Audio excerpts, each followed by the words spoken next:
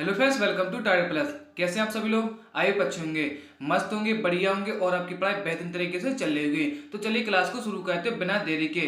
दोस्तों, जैसा कि आपको पता है, UP GK chapter wise MCQ 8 AM पर यह क्लास होती है ओनली संडे को, और Hindi chapter wise MCQ 9 AM पर यह क्लास होती है मंडे टू सैटरडे, और महत्वपूर्ण टॉपिक जीके जीएस एमसीक्यू यह क्लास होती है 2 PM पर Monday to Saturday. Very important class है आपके लिए। जो भी दोस्त लेखपाल की तैयारी कर रहे हो तो इन क्लासों को आप जरूर देखिए और वीडियो को शेयर कर दीजिए, जिससे कि और भी हमारे दोस्त जुड़ सकें। और जो दोस्त अभी मेरे साथ नए जुड़े हैं, चैनल को सब्सक्राइब कर लें और बेल आइकन को प्रेस कर दें, जिससे कि आने वाली वीडियो का नोटिफिकेशन आप तक पहुंच सके। दोस्तों, जैसा कि आपको पता है, इस क्लास की पीडीएफ आप मेरे टेलीग्राम चैनल से डाउनलोड कर सकते हैं। टेलीग्राम की लिंक वीडियो के डिस्क्रिप्शन में डली है, वहां जाकर आप ऑल सभी क्लासों की भी पीडीएफ प्राप्त कर सकते हैं। और यह क्लास सभी ऑल स्टेट एग्जाम के लिए है, चाहे लेखपाल, कांस्टेबल, यूपीएसआई, चाहे यूपी पीसीएस, किसी भी ऑल स्टेट एग्जाम की तैयारी कर रहे हो तो इस क्लास को जरूर देखिए। तो चलिए क्लास को शुरू करते हैं बिना देरी के। देखिए, आज की इस क्लास में वर्णमाला से संबंधित वेरी इंपॉर्टेंट क्वेश्चनों को डिस्कस करूंगा। वेरी इंपॉर्टेंट क्लास होने वाली है, तो आप इस क्लास को आप जरूर देखिए, इसके बिल्कुल ही मत कीजिए। तो चलिए बताइए, पहला प्रश्न क्या है, ध्यान से पढ़िए और आपको इस वीडियो को जितना हो सके उतना शेयर कर दीजिए। देखिए, पहला प्रश्न क्या है, भाषा की सबसे छोटी इकाई है। भाषा की सबसे छोटी इकाई है शब्द, व्यंजन या स्वर या वर्ण। तो बताइए दोस्तों, जल्दी से बताइए, इसका आंसर क्या हो जाएगा। देखिए, इसका आंसर होगा क्या, वर्ण।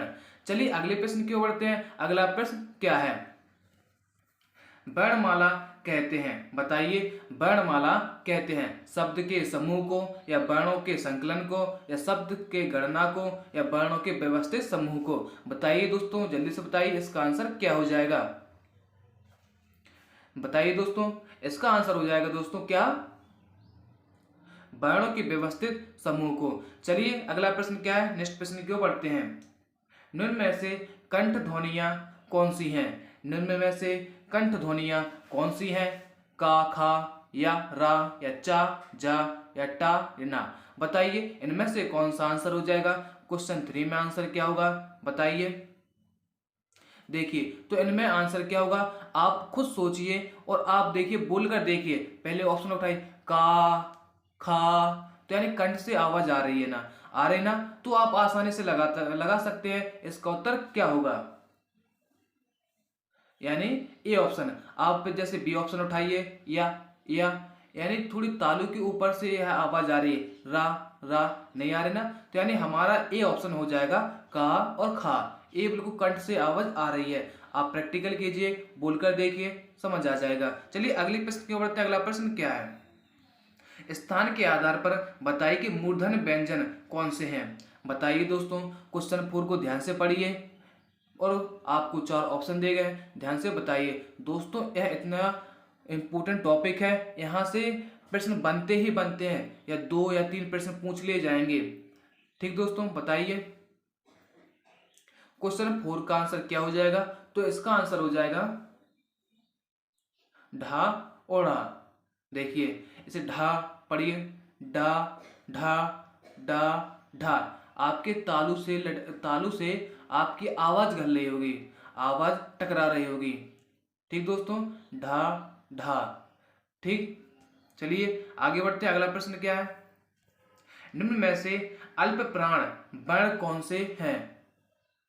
निम्नलिखित में से अल्प प्राण वर्ण कौन से हैं। देखिए दोस्तों, जल्दी से बताइए, इनका आंसर क्या हो जाएगा। देखिए, आपको ए ऑप्शन दिख रहा होगा, आ, का और गा, था, धा, फा, भा। बताइए दोस्तों, जल्दी से बताइए, इसका आंसर क्या होगा।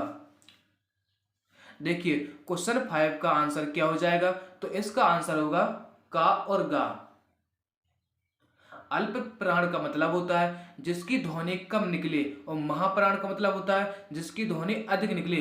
कोई भी वर्ण उठाइए, आप उसे बोलकर देखिए, आ, तो यानी ये भी नहीं हो सकता, का, ग, तो यानी अल्प प्राण, क्योंकि इसमें कम बोलने की जरूरत पड़ रही है और कम वायु निकलती है।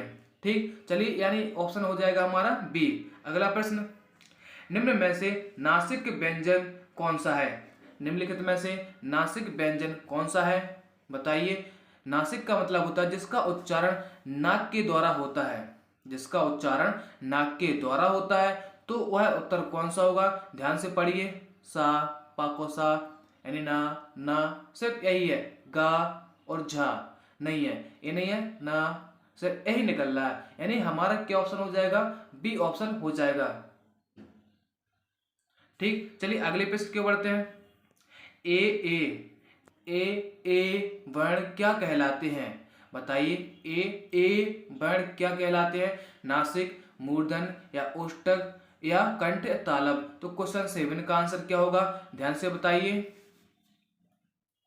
देखिए, क्वेश्चन 7 का आंसर हो जाएगा कंठ और तालव। ठीक, कंठ और तालव। ए गले से भी आवाज निकल रही है और तालु से भी टकरा रही है। ए। ठीक, चलिए नेक्स्ट प्रश्न। हिंदी वर्णमाला में अयोगवाहक वर्ण कौन से हैं? हिंदी वर्णमाला में अयोगवाहक वर्ण कौन से हैं? आ, ई, उ या आहा? बताइए, आपको 4 ऑप्शन दिए गए हैं, इनमें से कोई एक उत्तर होगा। दोस्तों जल्दी से बताइए क्या आंसर हो जाएगा। क्वेश्चन 8 का आंसर हो जाएगा डी, अयोगवाहक वे कहलाते जिनके ऊपर ना की अंक की बिंदी रखी हो वहां पर। ठीक, जैसे सिर्फ 2 ही अयोगवाह है, अंक और आहा। ठीक दोस्तों, आपसे अगर एग्जाम में पूछ लिया जाए अयोगवाह की संख्या कितनी होती है, तो आप बता सकते हैं 2। चलिए नेक्स्ट प्रश्न को बढ़ते हैं। नेक्स्ट प्रश्न क्या है? निम्न में से बताइए कि किस शब्द में द्वित्व व्यंजन है? बताइए, पुनः, इलाहाबाद या दिल्ली या उत्साह? द्वित्व का मतलब होता है जहां पर 2 ही अंक यानी 2 ही वर्ण एक ही जगह पर आ जाए। तो आपको जैसे दिल्ली में दिख रहा है, जैसे ला यानी पूरा ला है और आधा ला है, आ रहा है ना, तो यानी हमारा ऑप्शन क्या हो जाएगा? D, sorry C. चलिए अगले प्रश्न को बढ़ते हैं। अगला प्रश्न क्या है? सा और सा, उसा और हा कौन से व्यंजक कहलाते हैं? प्रकंपी, स्पर्शी या संघर्षी या स्पर्श संघर्षी? तो क्वेश्चन 10 का आंसर क्या हो जाएगा? तो क्वेश्चन 10 का आंसर हो जाएगा यह होते हैं संघर्षी। ठीक, चलिए अगले प्रश्न को बढ़ते हैं। निम्नलिखित में से बताइए कि नवीन विकसित ध्वनियां कौन सी हैं? नवीन विकसित ध्वनियां कौन सी हैं? खा, गा या उ, ए, ओ या सा, उसा? तो बताइए क्वेश्चन 11 का आंसर क्या हो जाएगा? तो क्वेश्चन 11 का आंसर क्या होगा दोस्तों? जल्दी से बताइए। देखिए, इसका आंसर हो जाएगा खा और गा, यानी ए ऑप्शन। चलिए अगले प्रश्न के बढ़ते हैं। अगला प्रश्न क्या है? निम्न में से कौन सा घोष वर्ण है? निम्न में से कौन सा घोष वर्ण है? घोष अघोष आपने पढ़े होंगे, आप बताइए इनमें से घोष कौन सा है? बताइए दोस्तों, जल्दी से बताइए क्या आंसर हो जाएगा? खा होगा या चा होगा या माँ होगा या था होगा? तो बताइए क्वेश्चन 12 का आंसर क्या हो जाएगा? बताइए दोस्तों जल्दी से। देखिए, तो इसका आंसर क्या होगा? तो इसका आंसर हो जाएगा सी, यानी माँ, यानी घोष वर्ण कौन सा है? माँ। चलिए अगले प्रश्न को बढ़ते हैं। कौन सा अमानक वर्ण है? कौन सा अमानक वर्ण है? खा, घा, मा या घा? बताइए। देखिए, इसका आंसर क्या होगा दोस्तों? सोच समझ के बताइए क्या उत्तर हो जाएगा। तो इसका उत्तर हो जाएगा सी, माँ। चलिए अगले प्रश्न को बढ़ते हैं। का, गा, जा, फा ध्वनियां किसकी हैं? का, गा, जा, फा ध्वनियां किसकी है? संस्कृत की या अरबी फारसी या अंग्रेजी की या दक्षिणी भाषाओं की? तो इसका आंसर क्या होगा दोस्तों? जल्दी से बताइए, तुरंत प्रभाव से इसका सही उत्तर बताइए क्या हो जाएगा। इसका आंसर हो जाएगा यह शब्द है अरबी और फारसी की। चलिए अगले प्रश्न की बढ़ते हैं। हिंदी में मूलतः वर्णों की संख्या कितनी है? हिंदी में मूलतः वर्णों की संख्या कितनी है? अगर दोस्तों आपसे मूलतः वर्णों की संख्या पूछ लिया जाए तो यह संख्या है कितनी? 52। अगर आपसे पूछा जाए कि उच्चारण के आधार पर वर्ण कितने होते हैं, तो आप बताएंगे कि 45। ठीक दोस्तों, उच्चारण के आधार पर वर्ण कितने होते हैं? 45। नोट कर लीजिए।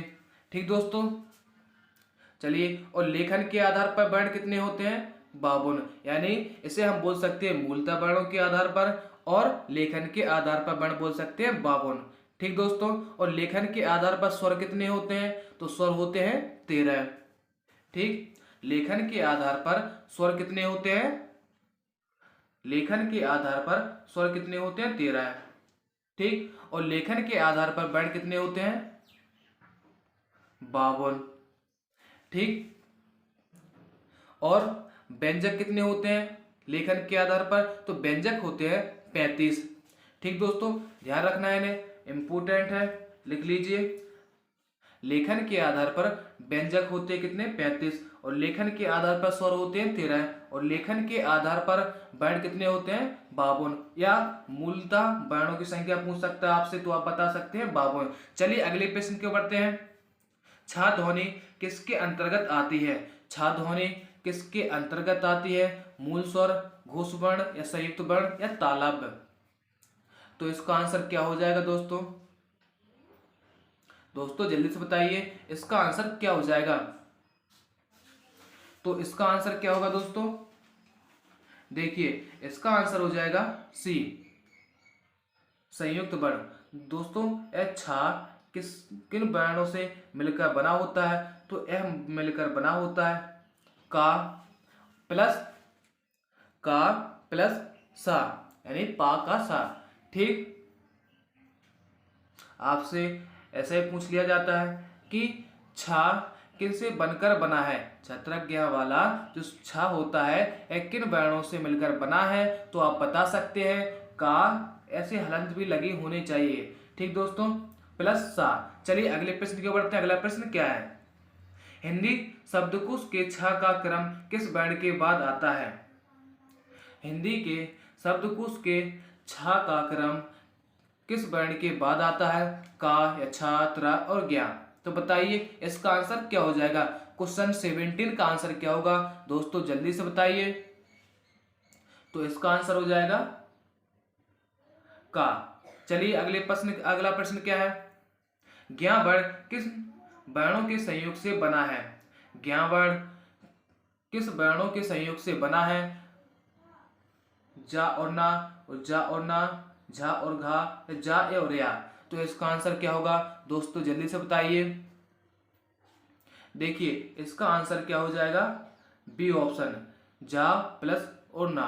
यानी दोस्तों अगर आपसे मैंने बार बार कहा है कि वर्ण के अगर आपसे पूछा जाए, छत्रज्ञ वाले का पूछा जाए कि वर्ण किन वर्णों के संयोग से बना है, तो किन वर्णों के संयोग से बना है? मैंने आपको बताया था का प्लस सा से।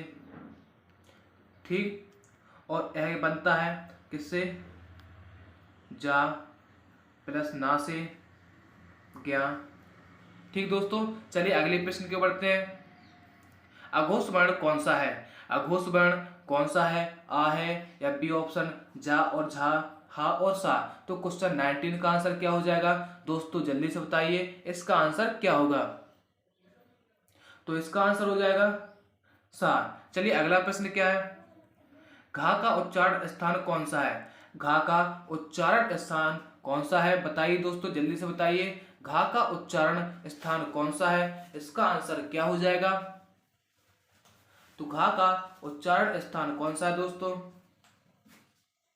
देखिए 20 का आंसर हो जाएगा बी, कंठ।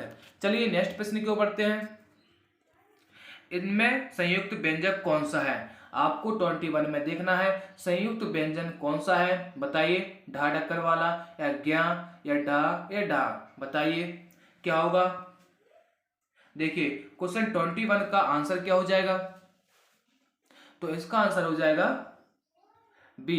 चलिए आगे बढ़ते हैं। निम्नलिखित में से कौन सा वर्ण उच्चारण की दृष्टि से दंत नहीं है? निम्नलिखित में से कौन सा उच्चारण के आधार पर वर्ण दृष्टि से दंत नहीं है? बताइए दोस्तों, बताइए क्या हो जाएगा? क्वेश्चन 22 का आंसर क्या हो जाएगा? तो इसका आंसर हो जाएगा टा। चलिए अगले प्रश्न को बढ़ते हैं। जिन शब्दों के अंत में आ आता है इन्हें क्या कहते हैं? जिन शब्दों के अंत में आ आता है उन्हें क्या कहते हैं? बताइए 23 का आंसर क्या होगा? तो इन्हें कहते हैं अकारक।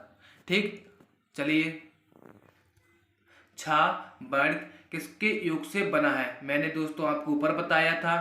बताइए किससे, किनके, किस वर्ण के योग से बना होता है? बताइए। तो इसका आंसर क्या होगा दोस्तों? तो इसका आंसर हो जाएगा दोस्तों ए ऑप्शन। ए ऑप्शन में का के नीचे हलंत लगी होनी चाहिए थी, लेकिन इसमें नहीं लगा है, तो आप ध्यान रखिए। ठीक दोस्तों, अगर आपको ऑप्शन में यह हलंत वाला दे दिया जाए और आपको ऐसा वाला दे दिया जाए, ठीक, तो आपको यह वाला गलत करना है, यह वाला सही करना है। यहाँ पर हलंत नहीं लगी है, तो फिर भी यही एक ऑप्शन दिख रहा है, तो मैंने इसे टिक किया और हलंत लगा दी है। चलिए, आपको ध्यान रखना है कि यहाँ पर हलंत लगी होगी। चलिए, इस क्लास का अंतिम प्रश्न क्या है देखते हैं। हिंदी वर्णमाला से स्वरों की कुल संख्या कितनी है? हिंदी वर्णमाला से स्वरों की संख्या कितनी है? 10, 11 या 12 या 13? बताइए क्या आंसर हो जाएगा? 25 का आंसर क्या हो जाएगा दोस्तों? तो इसका आंसर हो जाएगा बी, यानी 11। ठीक दोस्तों, आ गया समझ? और उच्चारण के आधार पर स्वर कितने होते हैं? आप ध्यान रखना, अगर आपसे पूछा जाए कि उच्चारण के आधार पर स्वर कितने होते हैं, तो यह होते हैं कितने? 10। और लेखन के आधार पर कितने होते हैं? लेखन के आधार पर स्वर कितने होते हैं? 13। उच्चारण के आधार पर होते हैं 10, और हिंदी वर्णमाला में स्वरों की कुल संख्या होती है 11। ठीक, और लिखित के आधार पर होते हैं 13। दोस्तों, अगर आपको वीडियो अच्छी लगी हो तो लाइक कीजिए और शेयर कर दीजिए, और जिसने भी अभी चैनल को सब्सक्राइब नहीं किया वो जल्दी से जाकर चैनल को सब्सक्राइब कर लें और बेल आइकन को प्रेस कर दें, जिससे कि आने वाली वीडियो का नोटिफिकेशन आप तक पहुंच सके। Thanks for watching, bye.